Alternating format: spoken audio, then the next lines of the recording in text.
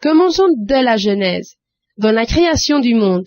Au 6e jour, les cieux et la terre furent finis.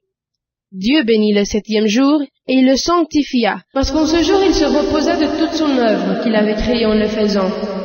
Beaucoup disent que le samedi était pour les Juifs. Combien de Juifs avaient dans l'Éden? Aucun.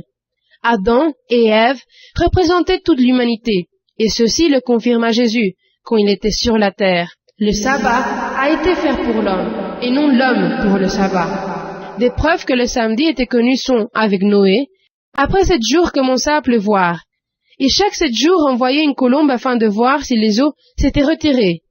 Plus en avant avec Moïse dans le désert, Dieu fit emphase dans l'importance du 7e jour de la semaine, comme jour du repos, fournissant une ration double de manne au 6e jour et rien au 7e.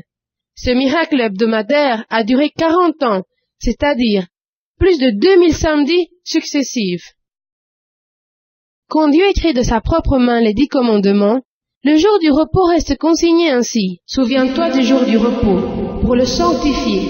Tu travailleras 6 jours, et tu feras tout ton ouvrage, mais le 7e jour est le jour du repos de l'Éternel, ton Dieu. Tu ne feras aucun ouvrage.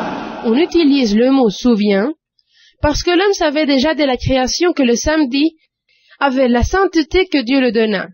C'est un monument de rappel du Créateur et de la création. Ce sera entre moi et les enfants d'Israël, un signe qui devra durer à perpétuité. Car en 6 jours l'Éternel a fait les cieux et la terre, et le 7e jour il a cessé son œuvre et il s'est reposé.